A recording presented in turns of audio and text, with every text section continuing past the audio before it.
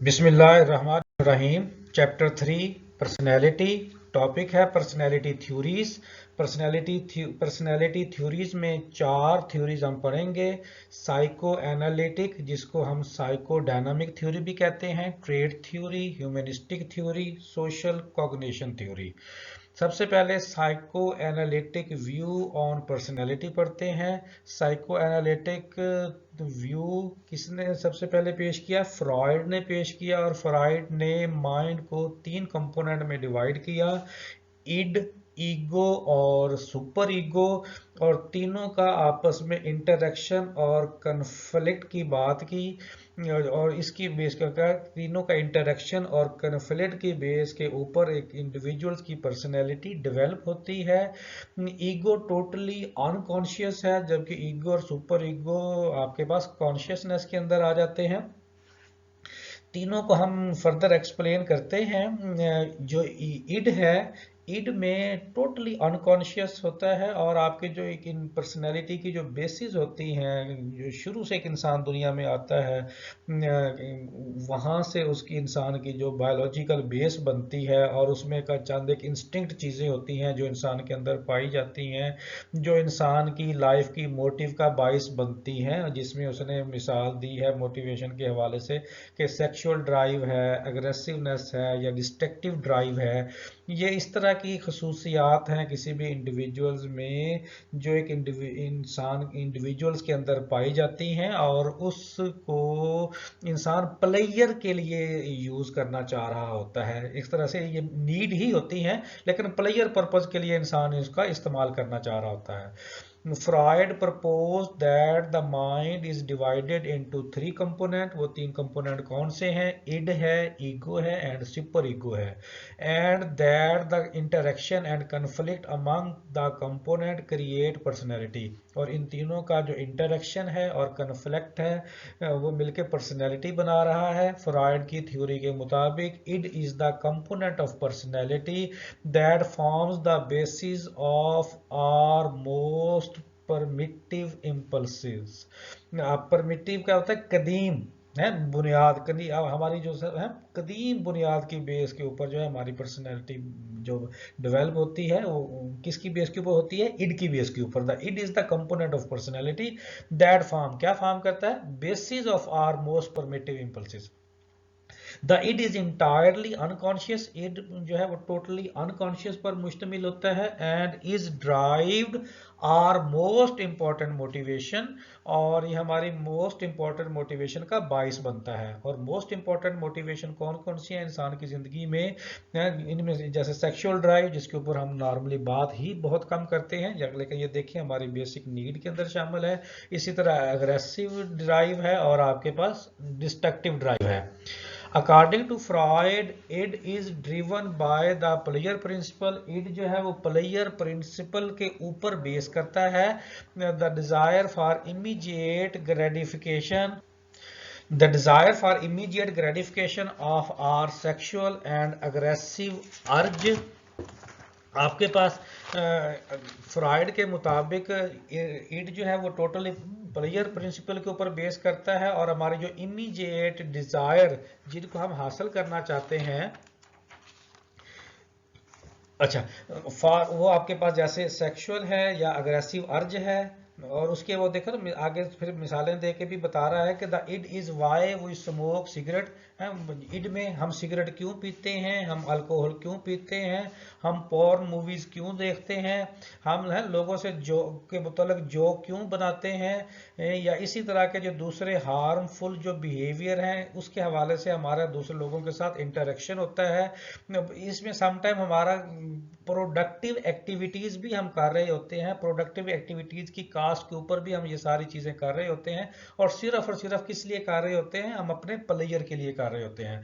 इन सारी बातों से जो बात हमारे सामने आ रही है वो ये है कि जो प्लेयर प्रिंसिपल की बेस के ऊपर हम जो कुछ भी करते हैं, उसमें राइट एंड रॉन्ग का कोई कंसेप्ट नहीं होता। जो चीज हमें प्लेयर देती है उसको इंसान करना चाहता है, और जो चीज पेन देती है उसको इंसान नहीं करना चाहता। तो फ्रॉयड ने इड को इस बेस पे पेश किया कि आप सिंपली तौर पर ये समझें कि जो इंसान को चीज़ प्लेजर प्रोवाइड करे उसे वो करना चाहता है, और जो चीज़ पेन प्रोवाइड करे उससे अवॉइड करना चाहता है, और इसमें किसी भी तरह का और कोई भी एक्सटर्नल फैक्टर या एनवायरमेंटल फैक्टर जो है वो इन्वॉल्व नहीं होता। In stark contrast to the id. अब इड के जो बिल्कुल बरअक्स बात है वो आपके पास है सुपर ईगो है। Super ego represent our sense of morality and art के सुपर ईगो में एक इंसान वही करता है जो उसकी मॉरल वैल्यूज उसको इजाजत देती हैं। वो प्लेयर प्रिंसिपल के ऊपर नहीं जाता बल्कि वो मॉरल प्रिंसिपल के ऊपर जाता है कि जिस तरह का उसका मॉरल वैल्यूज है उसके मुताबिक वो बनना चाहता है और उसके मुताबिक वो चीज़ों के हवाले से अमल, जो भी उसकी बेसिक नीड्स हैं उनके मुताबिक उनके ऊपर अमल करना चाहता है। The super ego tell us all the things that we shouldn't do. Super ego principle के बेस के ऊपर है वो बहुत सारी चीजें हैं जो वो नहीं करना चाहता, जो उसकी प्लेयर प्रिंसिपल में आती हैं लेकिन वो नहीं करना चाहता। Are the duties and obligation of society, क्योंकि आप जिस तरह की सोसाइटीज के अंदर वो रहता है और जिस तरह की वो जिम्मेदारियां समझता है उसके मुताबिक वो देखता है कि इस सोसाइटीज के अंदर रहते हुए, इस नॉर्म्स के अंदर रहते हुए मुझे क्या करना है और क्या नहीं करना। जो करना है वो ठीक है, जो नहीं करना वो रॉन्ग है। The super ego strive for perfection. Super ego किस तरफ जाता है? परफेक्शन की तरफ जाता है। And when we fail to live up to its demand we feel guilty. और एक इंडिविजुअल जो सुपर ईगो की बेस के ऊपर लाइफ स्पेंड कर रहा है, अगर वो उसमें गुजारने में फेल हो रहा होता है तो फिर वो गिल्टी फील करता है अपने हवाले से। इन कंट्रास्ट टू इड, और इड के बरअक्स इड में क्या है? Which is about the pleasure principle, जो कि प्लेयर प्रिंसिपल के ऊपर बेस करता है। The function of the ego is based on the reality principle. Ego जो है इड के बरअक्स किसके ऊपर बेस करता है? रियलिटी प्रिंसिपल के ऊपर बेस करता है। इड प्लेयर प्रिंसिपल के ऊपर बेस करता है, सुपर ईगो हमने पढ़ा मोरालिटी प्रिंसिपल के ऊपर बेस करता है, और ईगो जो है वो रियलिटी प्रिंसिपल के ऊपर बेस करता है। अब रियलिटी प्रिंसिपल में क्या है कि आपके पास the idea that we must delay gratification. Gratification मतलब तस्कीन ऑफ आर बेसिक मोटिवेशन, जो हमारी बेसिक मोटिवेशन के लिए जो तस्कीन हम चाह रहे होते हैं ईगो के मुताबिक, उसमें हम डिले कर सकते हैं। डिले क्यों करना चाह रहे होते हैं? कि हम देखना चाह रहे होते हैं कि इसमें क्या राइट है और क्या रॉन्ग है। Until the appropriate time with the appropriate outlet, उस वक्त तक हम उस बेसिक नीड को पूरा नहीं करते जब तक उसका अप्रोप्रिएट टाइम और अप्रोप्रिएट आउटलेट नहीं आ जाता। The ego is the लार्जरी conscious controller और डिसीजन मेकर पर्सनैलिटी। ईगो में क्या होता है? आपके पास टोटली कॉन्शियस कंट्रोलर है, यानी उस कॉन्शियसनेस के साथ एक इंडिविजुअल अपने फैसले कर रहा होता है और उसकी पर्सनैलिटी उसके मुताबिक चल रही होती है। तो तीन चीजें हमने पढ़ी, इड, ईगो और super ego. Id totally pleasure principle के ऊपर बेस करता है तो बेसिकली हमारी नीड्स ही, लेकिन उस प्लेयर प्रिंसिपल में राइट एंड रॉन्ग का कोई कंसेप्ट नहीं होता। सुपर ईगो जो है वो मोरालिटी प्रिंसिपल के ऊपर बेस करता है, जिसमें एक इंसान अपने ऊपर खुद से सोसाइटी के रूल्स एंड रेगुलेशन फॉलो करता है और ठीक को करने की कोशिश करता है और गलत से अपने आप को बचाता है। और ईगो में क्या है कि वो रियलिटी प्रिंसिपल के ऊपर बेस करता है कि उसे ये पता चल जाता है कि ये क्या राइट है क्या रॉन्ग है, और जिस तरह की रियलिटी होती है सोसाइटी में उसके मुताबिक करने की कोशिश करता है। खुद पे अभी तक उसने रूल लागू नहीं किया होता। जो ईगो है वो इड और सुपर ईगो के दरमियान है, लेकिन ये भी जरूरी है कि इड की बेस के ऊपर ईगो होता है। कि इंसान की इड ही नहीं होती तो साफ ज़ाहिर फिर ईगो भी उसी तरह से डिस्टर्ब होती है। तो नॉर्मल इंसान की इड बड़ी स्ट्रांग होती है, उस इड को नॉर्मलाइज करने के लिए फिर उस ईगो वाले प्रोसेस में से गुजारा जाता है, और ईगो से फिर सुपर ईगो, और इन तीन प्रोसेस की बेस के ऊपर एक इंडिविजुअल की जो पर्सनैलिटी है वो हमारे सामने आती है। ईगो में यही होता है ना, वो बहुत सारी चीज़ें हम लोगों के सामने समटाइम नहीं कर रहे होते जो गलत होती हैं, लेकिन लोगों से हट के हम जो है अपनी पर्सनल लाइफ के अंदर बहुत सारी चीज़ें ऐसी कर रहे होते हैं जो ठीक नहीं होती और हम समझ रहे होते हैं, लेकिन वो रियलिटी बेस पे में अंडरस्टैंड होती है, इसलिए हम लोगों के सामने नहीं कर रहे होते। और सुपर ईगो में फर्क यह है कि जो हम लोगों के सामने नहीं कर रहे होते वो इंडिविजुअल्स भी नहीं कर रहे होते। Psycho analysis and the unconscious mind. Freud ने वही बात को फर्दर एक्सप्लेन किया है कि आपके जब हमें एक अंदाजा हो जाता है इड, ईगो और सुपर ईगो का, तो फ्रॉइड फिर जो अर्ली चाइल्डहुड एज है बच्चे की उसके ऊपर जोर देता है कि उस वक्त बच्चे की शख्सियत के ऊपर काम किया जाए। Freud emphasize the importance of early childhood experience in shaping our personality and behaviour in our natural state. We are biological being, वो कहते हैं नेचुरली तौर पर तो हम बायोलॉजिकल बीइंग है। बायोलॉजिकल स्टेट में फिर हमने वो देखा इड में को बेसिक इंस्टिंक्ट जो नीड्स हैं वो इंसान की लाइफ में आ जाती हैं। We are driven primarily by instinct during childhood, how we begin to become social. और उसके बाद फिर चाइल्डहुड के बाद वो जो 5-6 साल की एज है उसके बाद हम एक इंडिविजुअल सोसाइटी के साथ इंटरेक्ट करता है, घर से बाहर निकलता है, अपने एज ग्रुप के बच्चों के साथ मिलता है, अपने क्लास फेलोज के साथ स्कूल में आ जाता है, टीचर्स के साथ इंटरेक्शन होता है, दूसरे लोगों के साथ उसका इंटरेक्शन होता है, तो वो सोशल होने लग जाता है। जब सोशल होता है तो उसकी वो जो बेसिक इंस्टिंक्ट है वो ट्रांसफॉर्म होती हैं सोसाइटी के हवाले से, और जिस तरह की सोसाइटी होती है उसकी बेसिक इंस्टिंक्ट के हवाले से जो बिहेवियर एक्सेप्टेबल होते हैं उसको चेंज कर मॉडिफाई करता जाता है, और दूसरों के हवाले से वो ईगो वाली पोजीशन पे आता जाता है। The type of parenting the child receiving has a very power impact on the child personality development. इसी हवाले से वो कहता है कि जो पेरेंटिंग, जो पेरेंट्स की तरबियत कह लें या उनके असरात हैं वो बहुत ज़्यादा होते हैं बच्चे की पर्सनैलिटी की डेवलपमेंट के ऊपर। ये फ्रॉइड की जो थ्योरी थी और ये बहुत ज़्यादा पॉपुलर भी हुई, लेकिन ये बहुत ज़्यादा क्रिटिसाइज भी हुई। बहुत सारे साइकोलॉजिस्ट ने इसकी इस थ्योरी के साथ इतफाक ना किया और बहुत सारे साइंटिफिक क्वेश्चंस इसके काम के ऊपर रेज किए। Freud view do not meet with absolute approval and many critics have questioned the scientific foundation on his work. However, it remains a foundation of modern psychoanalysis। लेकिन फिर भी फ्रॉइड की theory ने आज जो साइकोलॉजी इस मकाम पे खड़ी है इसकी बेस में फ्रॉइड की जो ये थ्योरी है इसका बहुत ज़्यादा कंट्रीब्यूशन है। Where people regress or go deeper into their unconscious personality to resolve conflict they are facing।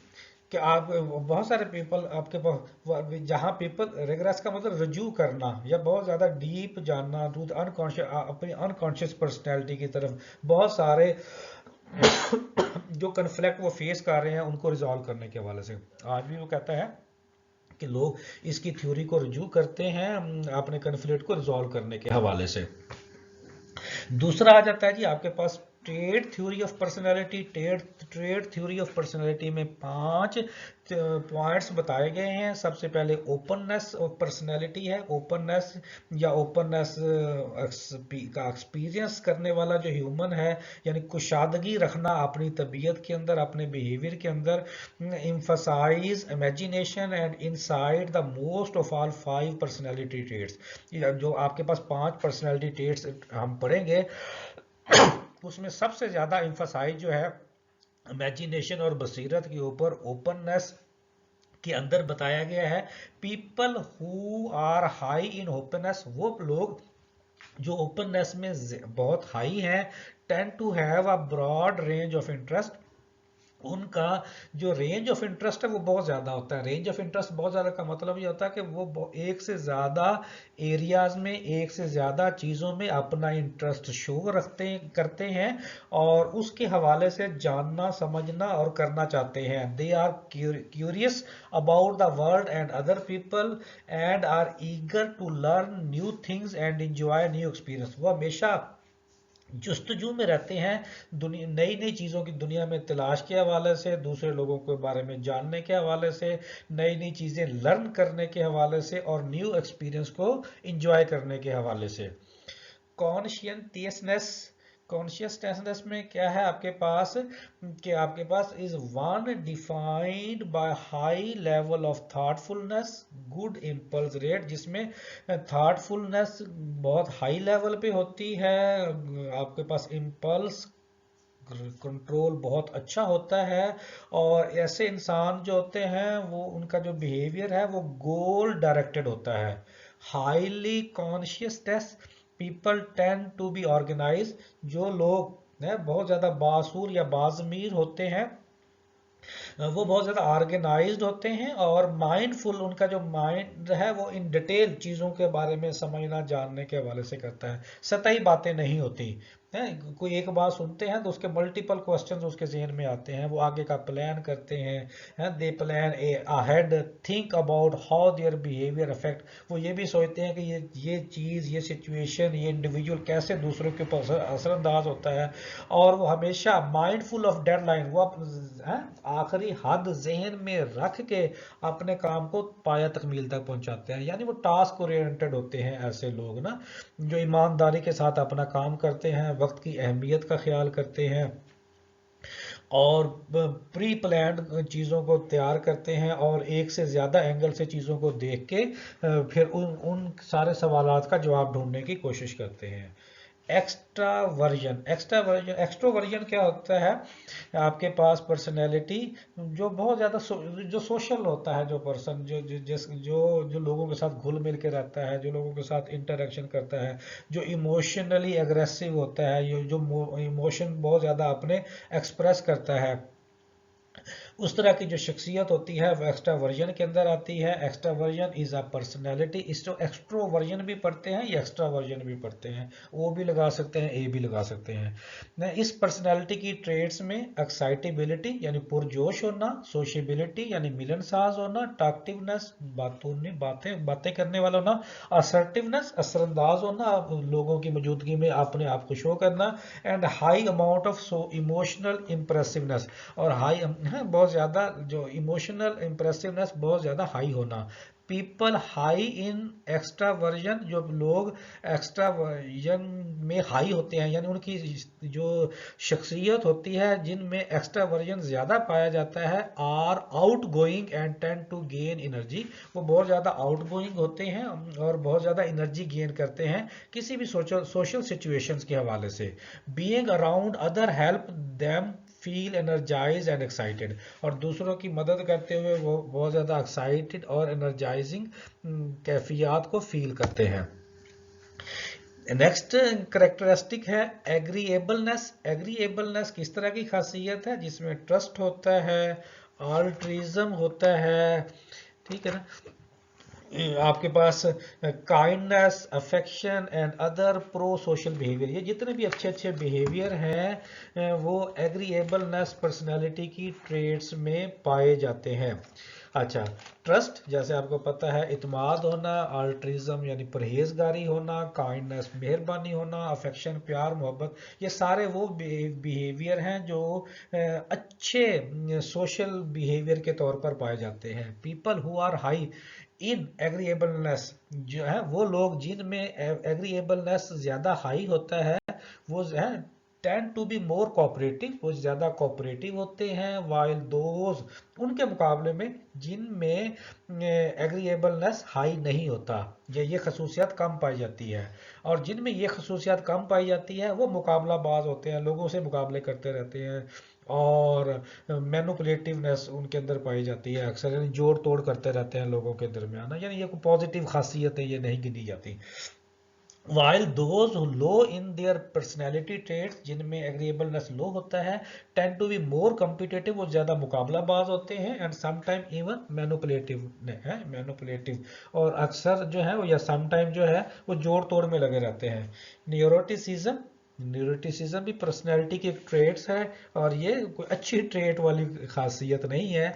ये वो खासियत है जिसमें सैडनेस, मूडीनेस एंड इमोशनल इनस्टेबिलिटी, यानी दुखी सा होना, मूडी होना, इमोशंस स्टेबल ना होना, वो न्यूरोटिसिज्म के अंदर आता है। Individual who are high in neuroticism tend to experience mood swing, जिनके अंदर हाई न्यूरोटिसिज्म होता है उनका मूड फौरन बदलता रहता है, एक लम्हे में खुश होते हैं, दूसरे लम्हे में सैड हो रहे होते हैं, तीसरे लम्हे में गुस्सा कर रहे होते हैं, चौथे लम्हे में टेंशन में आए हुए होते हैं। जैसे एनजाइटी उनके अंदर आती है, इरिटेबिलिटी चिड़चिड़ापन होता है, सैडनेस दुखी दुखी रहते हैं, शिकवे शिकायतें करते रहते हैं वो लोगों की।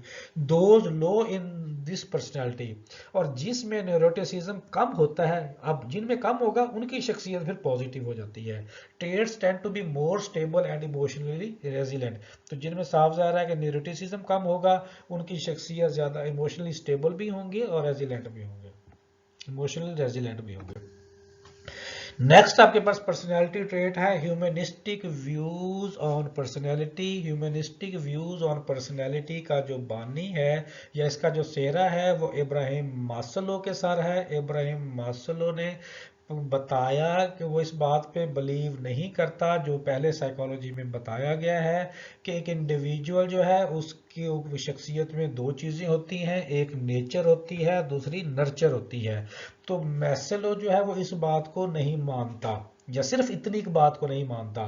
Maslow believe that personality was not a matter of nature और नर्चर, कि सिर्फ नेचर और नर्चर नहीं है बट ऑफ पर्सनल चॉइस, बल्कि पर्सनल चॉइस के ऊपर इंसान की लाइफ चलती है। पर्सनल चॉइस से क्या मुराद है कि इंसान लाइफ में कुछ करना चाहता है तो वो कर जाता है, अगर वो नहीं करना चाहता तो वो कुछ नहीं कर पाता।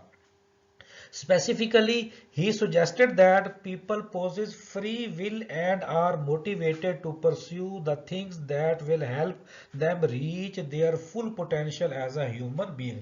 तो वो कहता है कि इंसान मुकम्मल तौर पर आज़ाद होता है और वो मोटिव है, अगर वो मोटिवेट होता है और वो परस्यू करना चाहता है कुछ हासिल करने के लिए तो वो हासिल कर लेता है।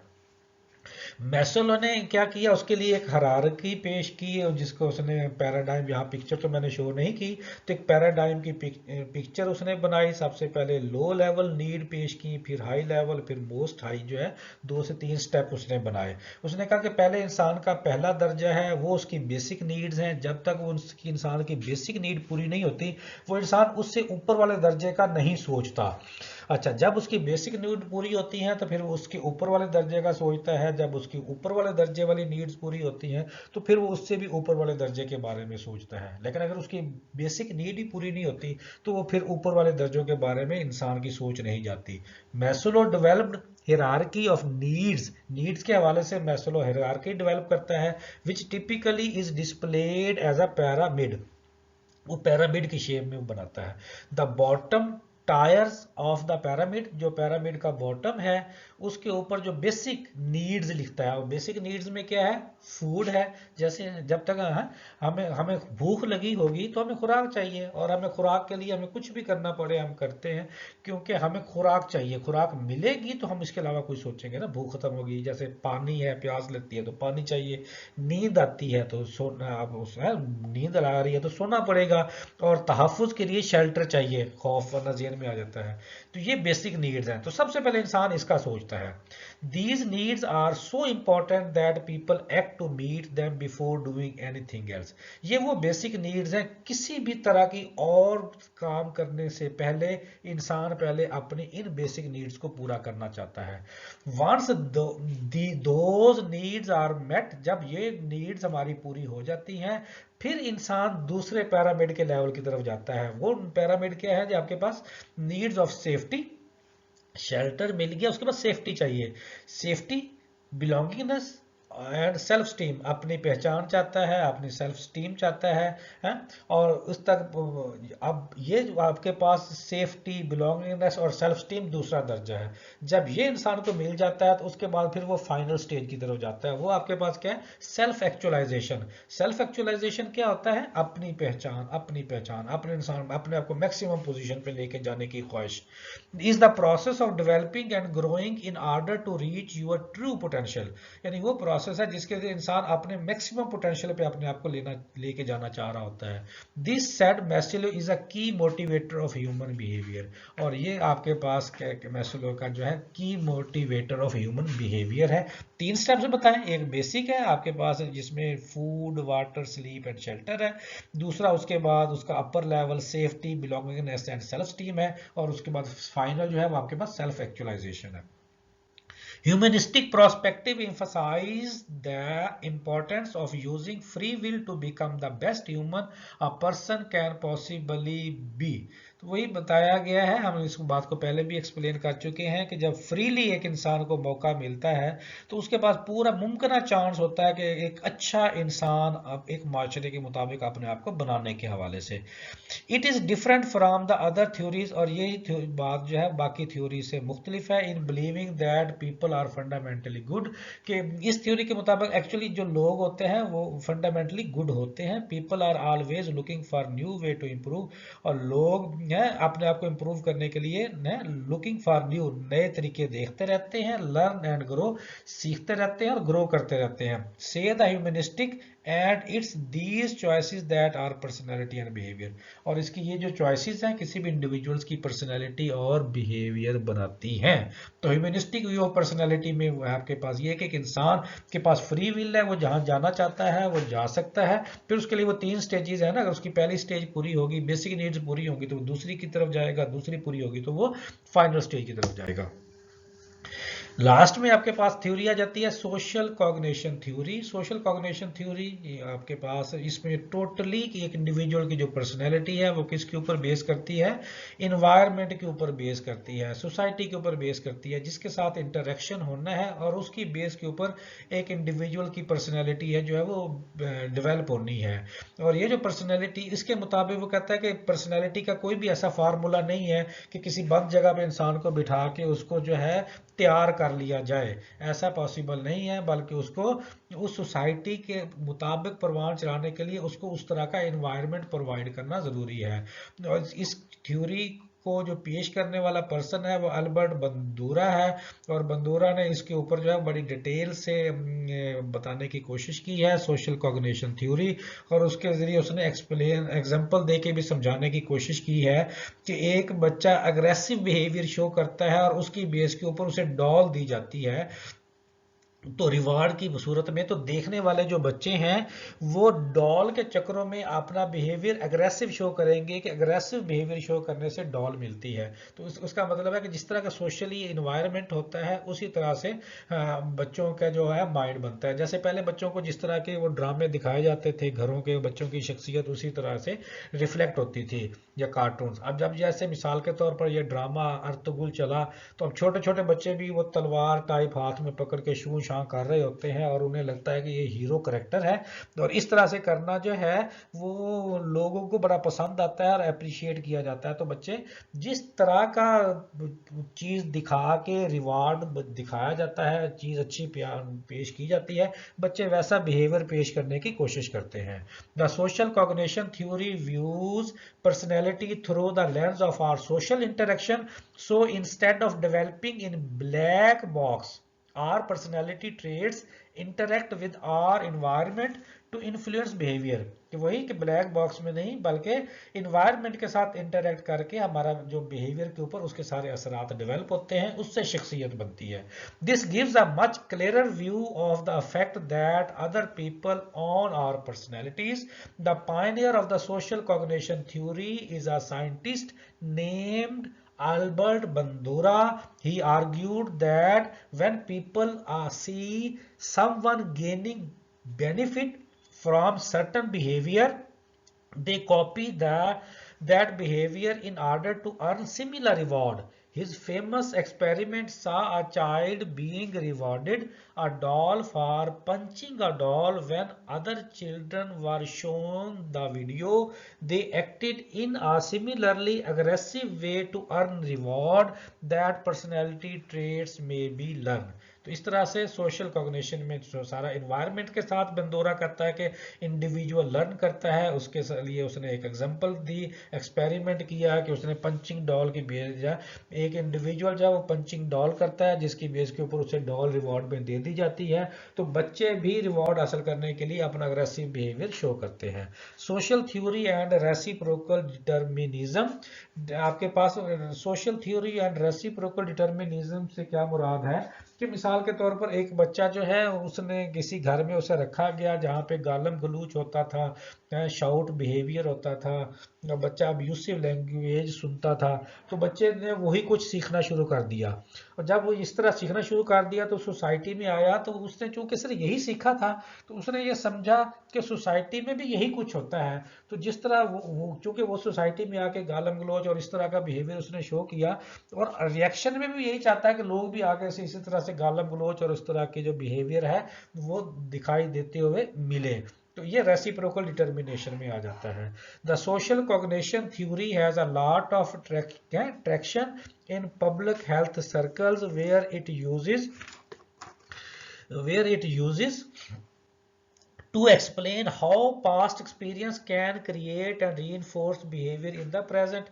अट्रैक्शन क्या होता है, आपके पास ग्रिप होना ना, आपके पास सोशल कॉग्निशन थ्योरी जो है उसके पब्लिक हेल्थ सर्कल के ऊपर उसकी बहुत ज़्यादा ग्रिप है, जिसमें वो कहता है कि एक्सप्लेन करते हो कि जो आपके पास्ट एक्सपीरियंस हैं वो बहुत ज़्यादा असरअंदाज होते हैं आपके प्रेजेंट के ऊपर। मिसाल के तौर पर एक बच्चा जो है who is brought in an abusive home में model bullying and aggressive behaviour, जब वो एक ऐसे घर में होगा जहाँ पे अब्यूजिव माहौल होगा तो बच्चा बुलिंग मतलब गालियां देना वाला होगा और उसका बिहेवियर अग्रेसिव होगा।